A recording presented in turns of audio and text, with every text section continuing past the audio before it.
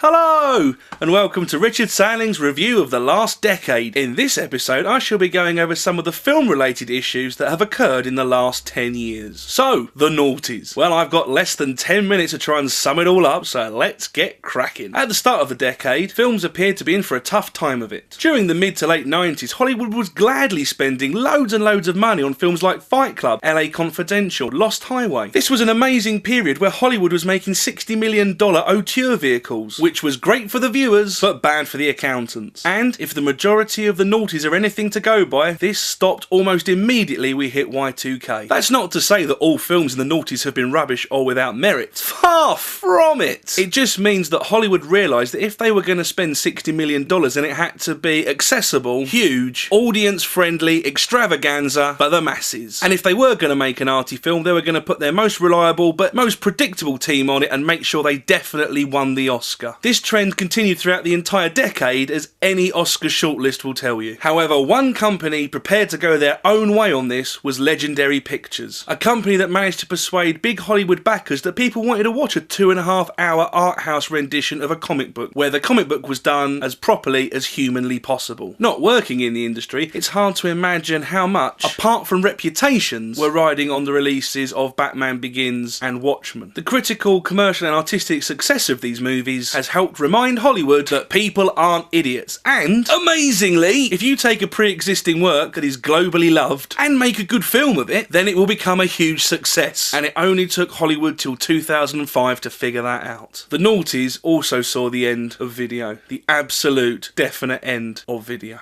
2006 was the last year for anything to be released officially on video. The last major release on video in the UK was A History of Violence, which, given the history of video nasties and the propensity for the more grisly items of cinema to only make it onto home video release, perhaps that is an ironic yet fitting end. God bless VHS. Piracy became a big problem in the noughties. There have been many causes suggested, but we all know the real reasons behind video piracy. It isn't, as we have been led to believe, lack of morals in Western civilization, indicative of a lazy, microwave, MTV generation, coupled with faster, more reliable, harder to control access to the internet. No, it's because most films are shit and aren't worth the entry price to the cinema. Now that sounds like lazy justification, and it is.